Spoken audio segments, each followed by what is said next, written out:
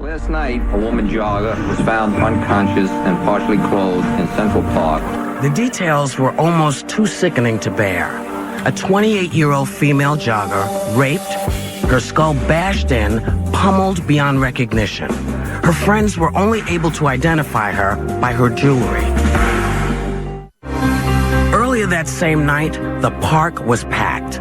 And after reports came in of several men getting attacked by Black and Hispanic teenagers, police brought in 5 teens for questioning. 14-year-olds Raymond Santana and Kevin Richardson, 15-year-olds Antron McCrae and Yusef Salaam, and 16-year-old Corey Wise. They were questioned and about to be released when the call came in about a female jogger clinging to life. The teens were immediately separated and thrown into intense marathon interrogations, and they were repeatedly asked who raped the jogger. But the boys had no idea what they were talking about. Cops kept the pressure on with 24 hours of unrelenting interrogation, leaving the teens so exhausted, afraid, and desperate to go home, they broke and told the police exactly what they wanted to hear. 5 youths were arrested at 96th Street, all between 14 and 15 years of age. There is anger over this incident. While the rape victim remains in a coma, the police have arrested 8 teenagers. The media had a field day, demonizing them as a wolf pack on a reign of terror known as wilding. Told police that they were just out wilding. Do young white thugs go wilding, or is this strictly a black activity? Public figures jumped on their soapboxes to convict them in the court of public opinion. To have civic and political leaders defend them, as I have seen, it's an outrage. This is the ultimate siren that says none of us is safe.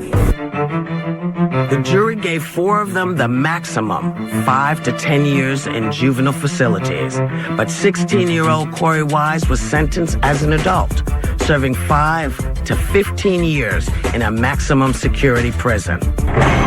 Wise was more than a decade into his sentence when convicted serial rapist Matthias Reyes approached him to apologize, admitting he was the one who raped the Central Park jogger.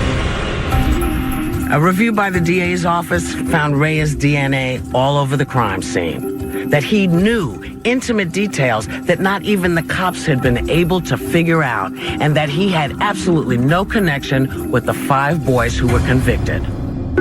In 2002, the convictions of the Central Park 5 were vacated, their records erased, and their youth lost forever behind bars. Hey, we back, everybody. Welcome back to I've Been Falsely Accused, Part 15, with me and my man, Mr. Jeffrey Deskovic. How you doing today, sir? I'm absolutely good, Cogee. I want the viewers to know I think so much of you and the show and the importance of what we're doing that I'm calling into the show today from the airport, about to head back to the U.S. after a rare vacation for me in the Dominican Republic in a nice resort. I hear you, man. That's what I'm talking about. One thing I know about you, you ain't gonna let no grass grow under your feet. You always moving, and that's what it's about, and that's what it takes. Now, let me do this real quick, Jeffrey. For all y'all listeners out there, thank y'all for tuning in with us. I'm gonna talk fast and move fast because I got a lot of great people with us today. We got Mr. Obie Anthony who's with us. You still with us, Obie? Yes, sir. I'm right here. All right. We got Mr. Yusef Salaam. How you doing today, sir? I'm great, brother. I appreciate you being with us. So, Jeffrey, you see what we got right now? We got the dream team. All y'all made it out, and y'all going to make the dream come true for these other exonerees that need to come out. You know what I'm saying, Jeff? Stories of people making out are definitely inspirational to those who are still inside, still for their innocence, Coach. So I couldn't agree with you more. Okay, now what I want to do, I got to take a break real quick, but this is what I want to tell my audience right now. When we come back in, I know I had this interview set up with Mr. Yusef Salaam, but we agreed that him and Obie will come back next week, and they'll give y'all their hour interview. But I think since we got everybody on here right now, we ought to let them talk. I want y'all to hear these 3 talk about the laws and talk about what needs to be done and what they've been through, and listen to them share information. And Jeffrey, you definitely can lead this situation, you know, knowing that you know both of these young men. You know what I'm saying? Absolutely. Okay, so Obie, is it okay for you next week? Yes, absolutely it is. Okay, so we'll keep the same time slots for you and Yusef. And like I said, I definitely want y'all to come in, and we're going to do great things. I do appreciate everybody that's on the phone right now. We got great things to look forward to, but we're going to have a great interview when we come back. So right now, we got some inspiration, and then we'll be right back to fight. Hey, we back, everybody. Welcome back to I've Been Falsely Accused, Part 15. With me, I'm the host, Cogee, and Mr. Jeffrey Deskovic. How you doing today, Jeff? I'm great, Cogee. I'm great. I never stop. Jeff, let me ask you a question. Did that song, I want to ask all the exonerees that's on the phone right now, did that song definitely target what we talking about today? Starting with Obie. What's that? Yes, sir. Absolutely it do. Mr. Salaam, Yes, sir. did you think that's... Well, you definitely took us to church, you know. Oh, yeah. I think that song, reminded me of the time where I was in solitary confinement, and it's one of the worst prisons to be in. To be in prison, in a prison, Right. And to kind of talk yourself through it. Tell yourself you're all right and you're okay, that you're going to make it through this, That's right. I hear you. Jeffrey.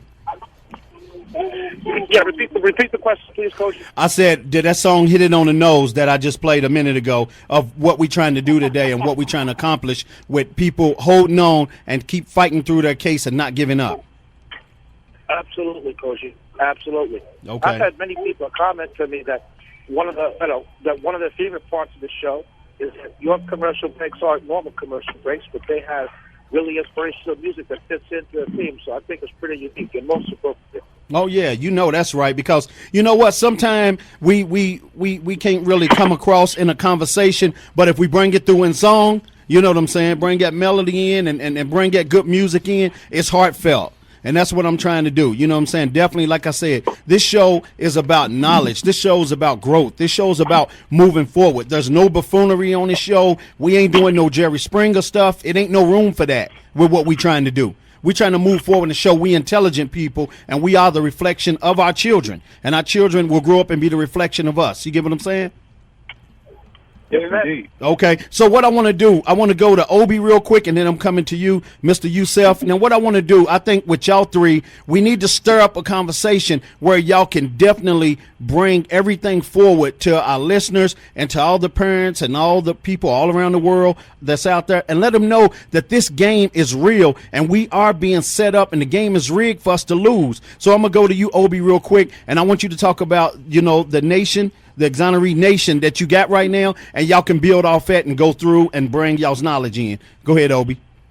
Absolutely. So what's going on to all of the brothers that's made it to the show today? Hope all is well and everybody's doing blessed and doing those things that's most productive in each one of you guys' lives and trying to affect everybody that's around you. So what I'm doing, man, I'm out here in Cali, man, out here in California, and I was exonerated back in 2011. And I had the opportunity to go to 2 or 3 different conferences where I met several of the brothers there at the conferences, and everybody there at the conference have the same sentiments each time we go to the conference. And it's always the same. You get the same vibe because it's a family vibe, because it's about a suffering that we all particularly is aware of. And so this particular time when I left Portland and came back, I decided to start an Exonerated Nation, and I placed it on Facebook and said, listen, man, we are unique, one in particular to each state. But when we speak to the legislative office and when we go and talk to those individuals that create these bodies that have confined us in particular manners in which they should not have, we go as an exonerated nation. We go as a body, as one. And I say we are the ones who's going to make the grass grow because we the fertilizers. And so that's what I've been trying to do, is just fertilize the grass, which is bring awareness to everybody I'm aware around so that they can know that they can be affected just as well as I was. That's right. There it is. Mr. Yusef, what you think about what he's doing? And, what do you think would be a good, situation for that also? Well, I got to be honest with you. I can't hear too well. I'm not sure if it's because I'm on speakerphone or what, but the volume is a little low. Yeah, I think it's because you're on speakerphone. Okay.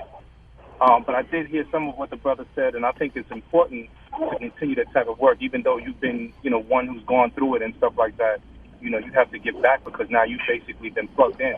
You know, you're kind of like Neo in the Matrix. You know, before you were one of those individuals who were walking around just like everybody else, you know, thinking that the system worked and the system was just, and then all of a sudden you became one of those individuals that was placed in the system unjustly, you know. And like I always say, I call it the criminal system of injustice as opposed to the criminal justice system. Because once you look at it from the perspective of the Constitution, you know, in the Constitution itself, this document that is supposed to be the guideline of this country, you know, we realize right off the bat that in the 13th Amendment, they're telling you that slavery is free. I mean, slavery is abolished, but yet we can revert you back to a state of slavery if you get locked up, you know? Right. The only people that recognize that are people of color and people who've owned slaves, you know? And that right there is an atrocity in and of itself. But it's not until you find yourselves in that particular situation. You know, we read about slavery, we hear about slavery. They tell us to forget about slavery, but they want us to remember everything else, all of the other atrocities that happened in the world. But when it comes to the reality of the prison industrial complex and the reality of them putting us in these places to become slaves again, modern-day slaves, you know? That's right. It's serious. We have to definitely dismantle this thing, you know? That's right. You're definitely right. Jeffrey, what is it going to take to dismantle this situation? And, you know, I also want you to piggyback on what Obie was saying. Yeah, I mean, I go into your original question, and I think the system is definitely rigged. I mean, if you look at the fact that there's unequal resources, manpower, and financial between public defender's office and a prosecutor's office, you know, it's not uncommon for one defense attorney to represent 100, 120 cases at the same time. So, I mean, for those of us who have attended college, you can imagine trying to carry 12 classes at the same time. There's no way possible you could do your best. So there's that there's that aspect of it. And when it comes to the media, I mean, the media plays a critical role in setting the stage for wrongful convictions. You see that when an arrest is made, especially in a high-powered case, you know, such as Yusef's for Central Park 5, the news coverage is very prejudicial. The articles are written from a guilt-oriented, presumptive perspective. I think it's critical that, you know, exonerees, their friends, their family, their supporters, that we get together, that, you know, we move as one, you know, to various state legislatures as well as the federal state legislature. Because, look, it takes a lot of actors in the justice system to wrongfully convict people, from the level of the police, the prosecutors, and that public defenders, trial judges that will make the right rulings, appellate courts to rubber stamp wrongful convictions. So it's a lot of aspects, and even, you know, experts taking reports or deliberately committing perjury. So it's a lot of actors that come together to cause wrongful convictions. So I believe it's a lot of actors need to come together to fight to prevent them as well as correct them. So I'm in agreement. That's right. You're definitely right about that. Now, let me go back to Yusef real quick. Yusef, I want to ask you a question. I want you to really bring our public up to speed, and then, Obie, I'm coming to you on the same thing. What don't parents understand about when their children talk to police without having the right guardian there to, you know, kind of evaluate the conversation, where don't nothing go wrong? The person can say, whoa, you know, don't say too much. I don't say that. How, you know, what do we need to do with that, Yusef? Well, you know, I got to be honest with you. So I was one of the ones who never made a false confession. You know, I never made a written confession or videotaped confession. But the problem with that is that my first mistake, which speaks directly to what you're saying, is that when I was 15 years old, I thought it would be enough for me to be able to just go into the police department myself and tell them, hey, I didn't do anything, and this is what I saw, and they were going to basically let me go, you know. First mistake, worst mistake in the world, you know. When they say that you have the right to remain silent, and then the very next thing that they tell you is anything you say can and will be used against you in the court of law. So you have to understand, just from that perspective alone, you're starting off on an uneven playing field, you know. And then when you look at those of us that were not equipped with the same information, the proper information and the proper knowledge that we needed to deal with the justice system. You know, we have, in the Central Park 5, we had some of our families and some of our elders there with us. You clearly see them on videotape going along to get along, you know, and they were going along because they wanted to make sure that their loved ones were able to get out of that hell, you know? Right. And it was unfortunate because that's what they were being told. They said, look, we know you guys are good children. And they would show Raymond a picture of Kevin, knowing that Raymond didn't know Kevin, And everybody else to the outside world, they thought that the Central Park Five all got together and knew each other and decided to cause some type of mayhem. Right. Right. But it wasn't until people saw the film that they got a real glimpse into what really happened, because you had the old footage of the false confession, and you had the Central Park Five there talking about what happened, talking about how it happened. They can take a person like not Antron, but if they could take a photo of Kevin and show it to Raymond and build off of the reality that, hey, Raymond don't even know Kevin. Right. They're going to paint a story and paint a picture to make people think and make Raymond think, hey, man, you a good guy, Ray, but this guy Kevin is in the next room, and he's saying that you the one that did this. We want you to go home, man. I know you a good guy, but you got to give us something. And it's that kind of ill equipment that we have that get us every time. Realize that it changes everything. That's right. Wait a minute, 1 second. Obie, can you piggyback off that? What happened when you got locked up, Obie? What did they come with you with? Absolutely. Like they came with the normal psychological games in which they come with minors that they realize and understand, having been raised in a system in which they've been using to their advantage for many years. They use those same sort of tactics. Well, it's my thought that what they did to us upon our incarceration was something that they've been practicing, and I don't like to get into too much of the history of it, but it's detrimental that I do at times. Yeah. Because of how much it affects us now and the choices that we make and how we pursue justice as a body.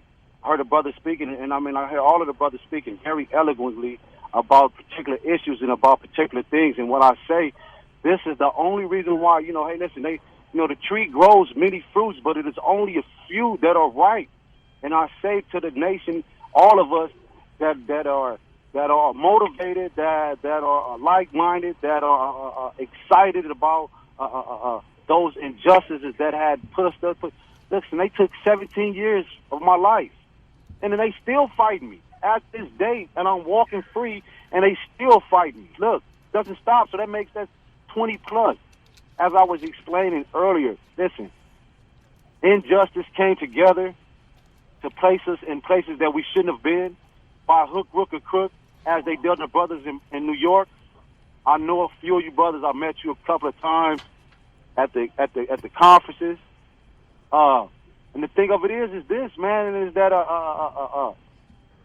until we say one thing, and it doesn't mean everybody, I just mean those right fruits. And we need to say it.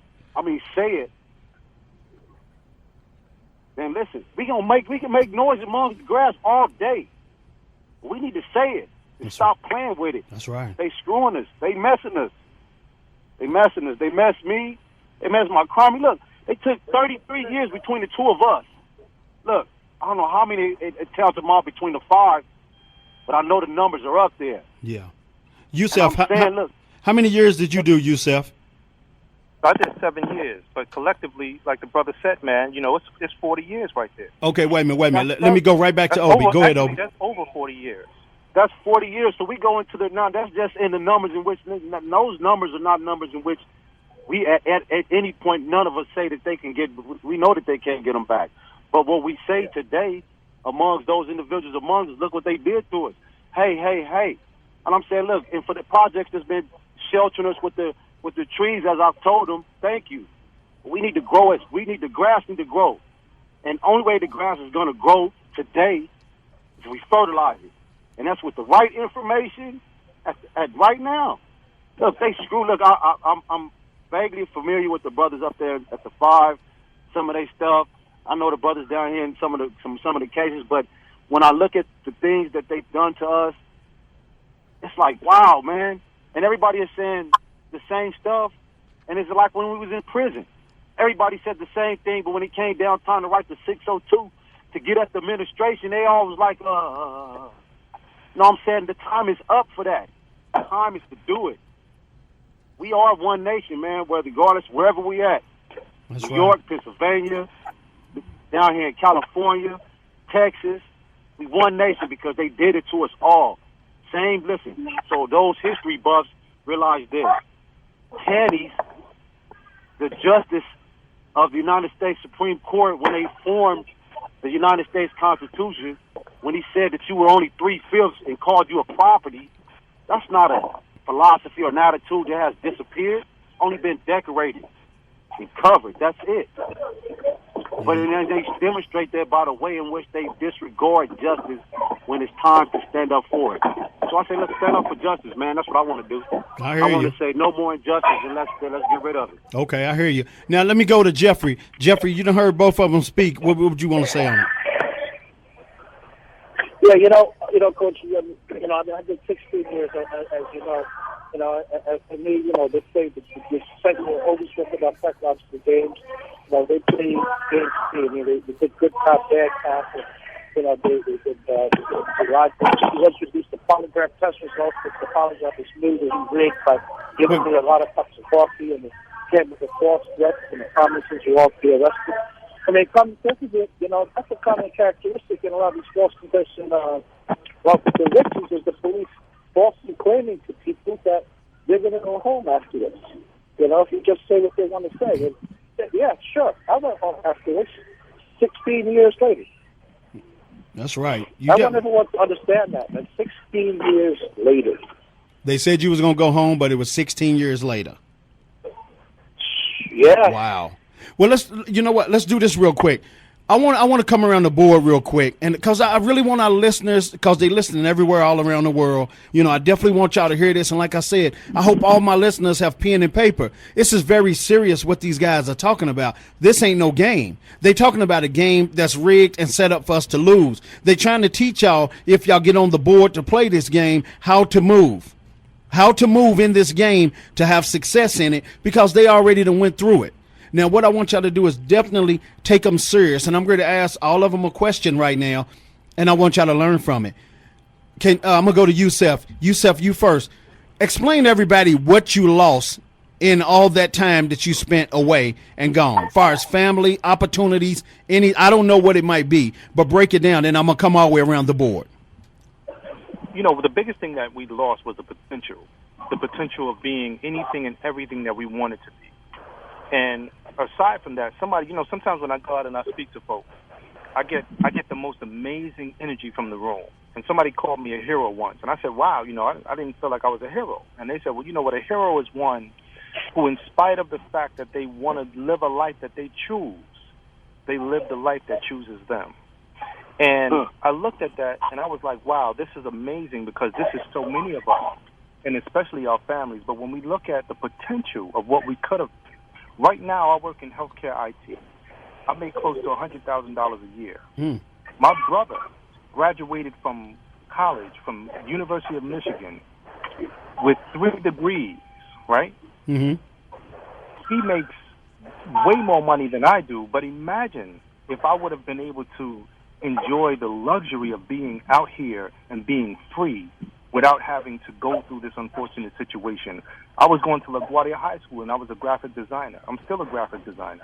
I was learning jewelry making. My mother used to teach fashion at Parsons University. Her friends was Donna Karen and folks like Ralph Lauren. You see? Right. Nobody ever told the people who we were and where we came from, but they painted the picture so that socially we were supposed to die a social death. They painted the picture so that socially we wouldn't be able to survive, so that socially everyone would turn their backs on us, and that's exactly what happened. It was only a few people that stood by us. And when I tell you the stigma and the pain when you go through something like that, you can't get that back. So when we go around now, we're going around with smiles on our faces, but believe you me, there's pain there. There's hurt there. There's stuff that was destroyed there. But we realize and recognize as well, just like Mandela said, we can't drink poison and expect our enemies to die, because that's what it is to hold on to the anger and the pain. We got to channel this energy and make sure that there never becomes another Central Park 5. There never becomes another Jeffrey Deskovic. There never becomes another Obie and his comrades. You see? But it's not until we together as a society, because unfortunately it's the society that convicts us. The society, they say, well, you're going to be judged by a jury of your peers. And when I look around, I didn't see my man Bobo and Raheem up there in the booth. But when I realized what that meant that the communities and stuff that you came from, they already have a stigma about who you are. They already have a stigma about what young people are doing out here. So you can be out there going to school and learning about science and mathematics and arithmetic and all kind of stuff. But if you're in a group and you're black or you're brown or you're one of those outcasts, you're automatically associated with the other. And that other should be those that they put away and put in prison and say, they're not human beings anyway. So we could do anything and everything that we want to. Right. There it is, man. You broke it down, definitely. Obie. Yes, I'm right here. You up to bat. Let people don't even understand what you lost and your opportunities. Can you break it down? Man, so let me give it to you in this sense here. So they took 17 years of my life. Think about how old you are right now. So if you between, say, 23 or a little bit younger, they took your prom, they took your first graduation, they took all of those birthdays, they took all of those Christmas off the top, all of those get-togethers with the Thanksgiving, took all of that. They took all of that from you. What else they take? They took the Pops. Remember when Pops had a chance to take you to the bus stop? They took that. You was 13 when you was going to the thing, when you was on your way to the store. Yeah. Going over there they took that. They took all of those. They took that from me. Everything right there in between that 17 years, between now and 17 years, they took all of that. They took my what you know what I mean? It's like it's personal to me, the things that they took from me. You know what I mean? They took time for me to grow with my family. Education-wise, I realize my ancestry, so I know that I'm going to grow mentally and spiritually no matter wherever they place my body. It doesn't matter. It doesn't matter because I'm an intellectual being because of that which I have come from, which is a righteous being. So I'm going to grow, period. But they took the opportunity for my family to experience my all that fun stuff. That's right. You know what I mean? Everything else. So they robbed me, man. They robbed me. Obie, did you have kids when you was in? Nah, they took that. So again, I was 19. I was 19. I'll be 40 come September on the 12th. I'll be 40 years old. I'm still, I'm still successfully striving with my wife to have our child, and we definitely will in the coming future. I hear you. You know what I mean? Yeah. But I hear you.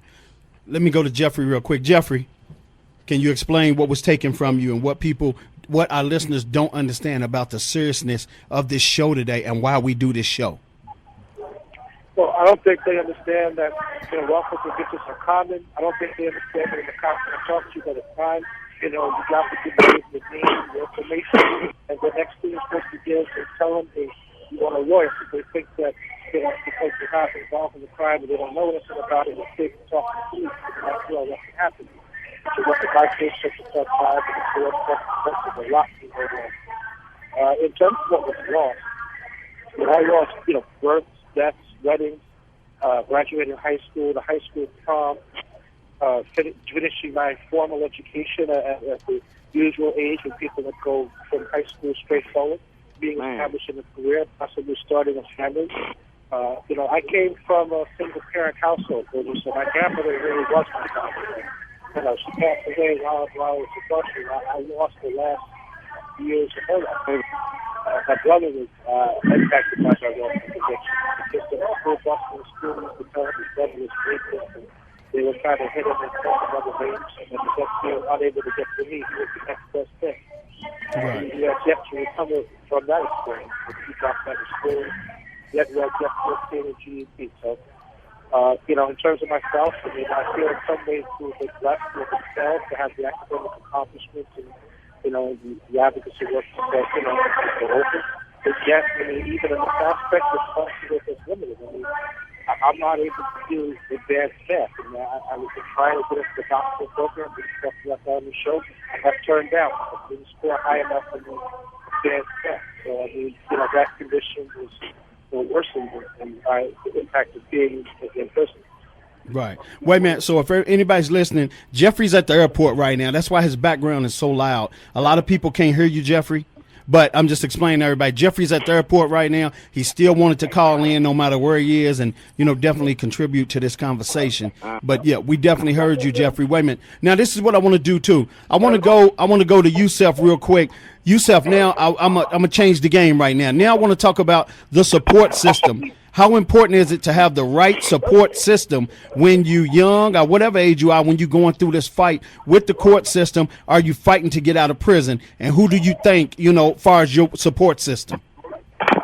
So, well, just to put it real succinctly, the importance of having the right support system is life. I mean, literally, because there's folks who have taken their lives in prison because they didn't have nobody. They didn't have nobody looking out for them. They didn't have nobody supporting them. When I look at my true hero, my true shero is my mom. My mother was there through thick and thin with me. My mother was so much so that there would be times where she would be coming up from, I was up in Clinton, Dannemora. She coming from New York City, traveling 8 hours one way, I think. We was about, 15 miles or 5 miles from Canada, all the way from New York City. And she would travel up there just to see me. And my mom would be so tired, she would just have to put her head down and sleep while we were on the visit, And I mean, but that was just to make sure that I was okay. Let me know that, hey, I'm here with you. I'm going to make sure that I'm going to stay here with you. My mother never worked another day in the social life, in the public life. She had to turn everything into a struggle, and she created her own organization called People United for Children, But I mean, it's that kind of thing that we need to push us forward, to make us know that, hey, look, while you're in there, one day you're going to get out. While you're in there, this is what you need to be doing. Because, see, they take education out of the prison system. So it's up to us to educate ourselves. And it was Malcolm X, when I read his book, The Autobiography of Malcolm X in the Prison, that I'm like, wow, I need to get in here and get my education. And so I was able to get my associate's degree just before they took education out of the prison. But imagine those individuals that get educated, those individuals that were doing crime and doing the wrong thing, and now they realize that, hey, I don't have to become a street pharmacist. I can become a legal pharmacist. I don't have to worry about all of this craziness that I'm going through. I could become legit, raise a family, have insurance, have all of the stuff that is so-called the American dream. That's right. But here I am living the American nightmare, That's right. I hear you, man. You definitely broke that down. Obie, it's on you. Yeah. Man, I feel him with that, man. I feel him with that. It's about, I think I get into the psychology of it because I realize a couple of different things is that oftentimes we ascribe certain things where it doesn't belong, right? Right. And that's just by way of our growing. That's by way of how they grew us for their purpose. It's what he says. Listen, at one time you ought to consider something. They considered it as property. So what do you do with property? When they had animals, they reared it in certain ways. When you have certain property, when you got old, tired of it, you disposed of it. Others you polished, right? And so it's the same. But then that's just not physically, but in a psychological way. And so when individuals, it's like kids today, when I find myself trying to get a chance to talk to them, and I say, look, man, consider a couple of different things. While you're out here fighting to do everything that you can possibly do to go to jail, you got somebody in there fighting to do everything they could possibly do to get out of jail. That's right. And so you have to consider that. And then what both individuals have in plaguing them is individuals that's inside of a system that they're taking, that they're using to their advantage. And it's a modern day slavery. But it's done in a way, in other words, where it's acceptable to the people that they're doing it to. So they make the people that they do it to acceptable of the conditions that they are confining those individuals that they're placing into these boxes. By hook, crook, or crook, it doesn't matter whether you're innocent or not. It's all about the number game. So they realize a couple of things. One, they got the money off of your head, and two, that's one less body that they have to be concerned with on the streets in regards to that part of the population. The system there's no secret in regards to how many. Listen, in the state of California, it's 772 individuals, or 52 individuals sit on death row. The majority of those individuals are people of color. We have to take that in consideration. It's over 2,000 people in the United States have been wrongfully convicted and incarcerated. The majority of those individuals are people of color. These things are not happening because of some coinkydink. I say this, I never thought that there was a coincidence in life. I thought things happened because of a particular reason. And it was a cause and an effect. That's just science. Cause and effect. There was an effect. They caused and placed us into a situation in which that we should have never been. And an effect of it is the result of what we have here, which is intelligent beings pushing this information to those individuals that need it the most, those individuals who are not informed. And we must keep them informed so that they cannot find themselves in situations like the brother said, and where they falsely confessing about something that they have no knowledge of. But because they don't know no better, because they reared to be kids and do those things that we do. They take kids from people's homes all of the time and place them in prison and give them life without. 16-year-olds even. They don't have no problem with it. 8-year-olds even, they have no problem. They'll go after them.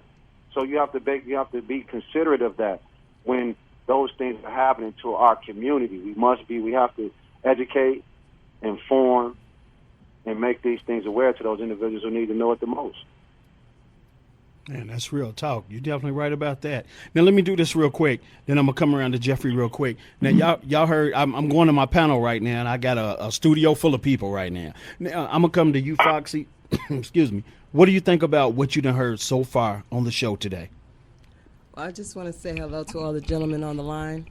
And I really just believe that it's just a modern-day lynching instead of slavery. I think that it's immaterial. That's all I'm thinking about while I'm sitting here, and it's just. I agree. Yeah, that's what's going on. It's not like Oscar Grant falsely accused. That's the lynching. Yeah, exactly. Right. That's what it is. Yeah, Miss Alice Banks is in with us today. How you doing, Alice? Hello. How you doing? All right, Alice. What have you heard today, and what you think about it? It's been going on for so many years, and I definitely agree with Foxy. It's a modern-day form of slavery. Mm-hmm. What would you like to say to the gentleman on the line? I'd like to say that what you're doing is very important. Just being a voice, crying out from the wilderness. It's no telling who's hearing this message, or a family member may have someone in there. And this could encourage many to be supportive to them in the struggle to maybe one day also become free. Right. Okay. Alan, man. I think it's great what you guys are doing, the education that you're sharing with the public, the steps to take, all the positive, look that you guys have on your life. No matter what situation you're in, you can come out of it on top. So, keep being positive, keep, just sharing that knowledge. And I think it's great what you guys are doing, and we commend you for it. Okay, there it is. So what I want to do, hold on, is it anything that y'all want to ask the fellas? Because like I said, real quick, it's about teaching today. It's about putting that knowledge out there and that awareness real quick. We're working on short time, but I'm just saying, you know what, let me do this first. Jeffrey. Yeah, thanks, Coach. I was just praying. You read my mind. I was praying you'd come to me. I'm off the board in a minute. Okay, I got you covered. All right, so what I want to share is normally in our show, Cogee, I get a chance to bring everyone up to speed, so let me go real fast. The major happenings in the wrongful conviction were from last show. Jonathan Fleming was exonerated in New York from Brooklyn after doing 25 years wrongfully. Wow. 3 other men were exonerated last week. That was as a result. That was the handiwork of this corrupt detective Scarcella, who used the same prostitute as a drug addict as a witness in not 2, not 3, not 4, not 5, but 6 different cases. As I was a sole eyewitness, and his confession cases are under scrutiny. Everyone always seems to start out by saying, "Okay, you got me." So three of his cases. It's 50 cases from this corrupt detective that have been under review. So 3 more people emerged from Brooklyn. I have to note the sad passing of Reuben Hurricane Carter from wrongfully convicted in New Jersey, whose life story inspired the movie The Hurricane by Denzel Washington and the song by Bob Dylan. On a personal note, I spoke with one of a lot of members of the New York State Psychological Association, and they're interested in getting involved in wrongful conviction work because false confession, the expert shield, and memory, which pertains to misidentification, those are all branches of psychology. So they're interested in the field. And then I spoke at a conference in Philadelphia on the role of the media setting the stage for wrongful convictions.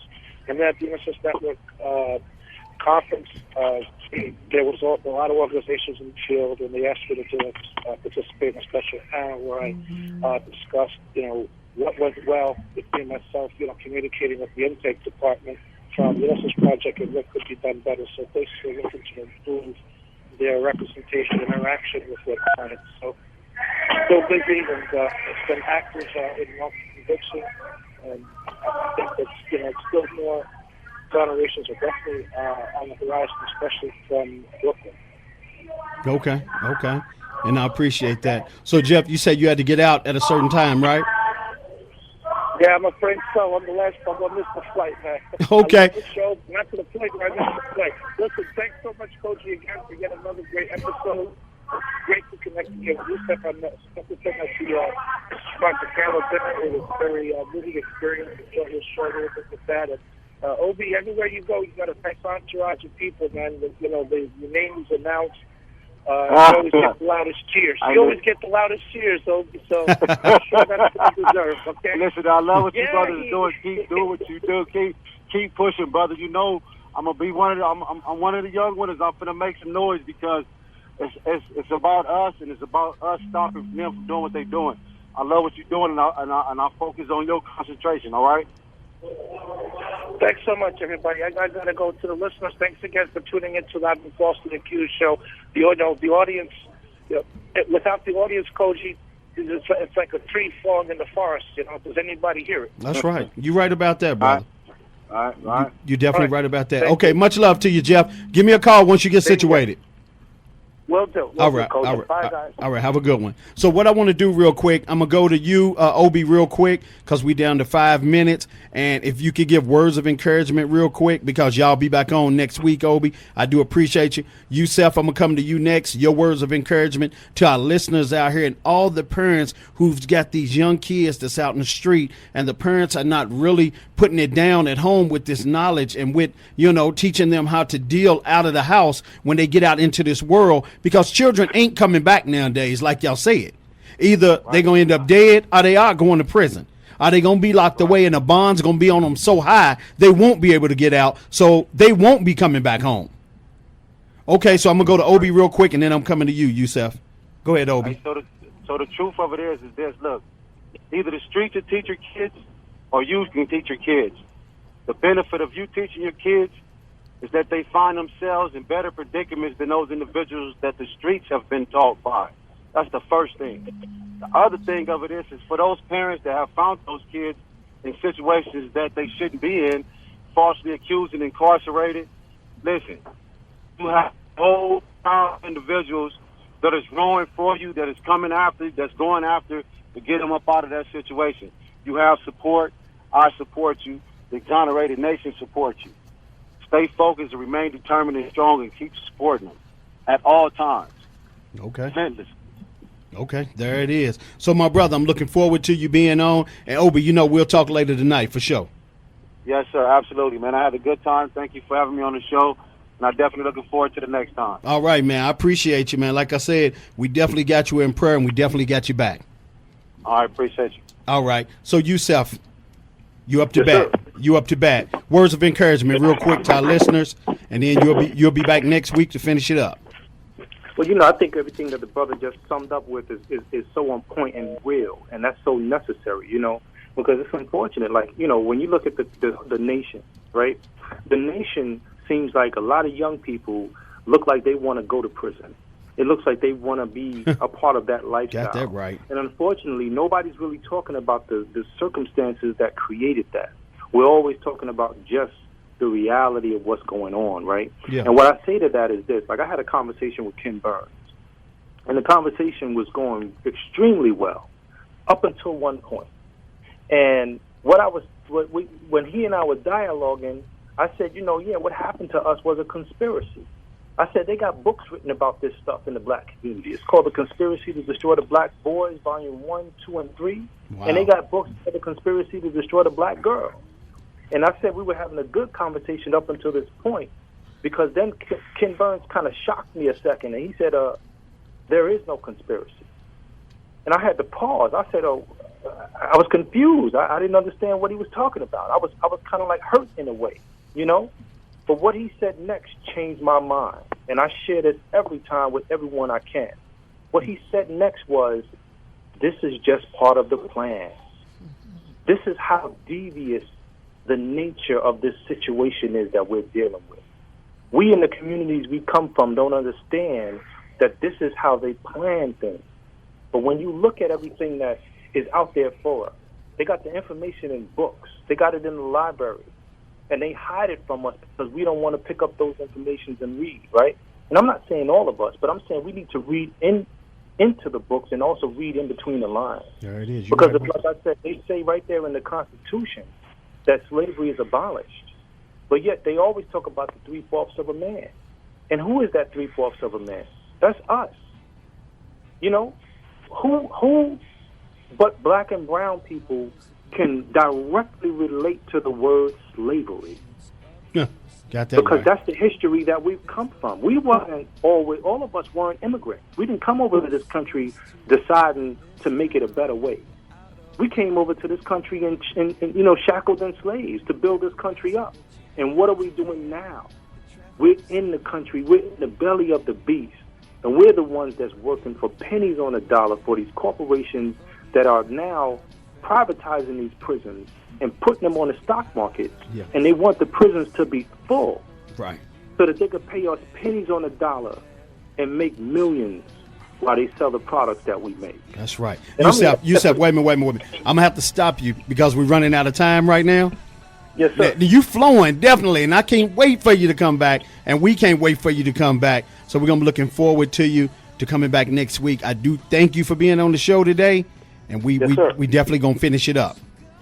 Oh, absolutely. Absolutely. Thanks for having me. Okay, and I'll holler at you later tonight. Okay, thank you. All right, have a good one. So, everybody, I hope y'all enjoyed the show today with Mr. Yusef Salaam, Mr. Obie Anthony, Derrick Hamilton. Yeah, definitely. So, and Mr.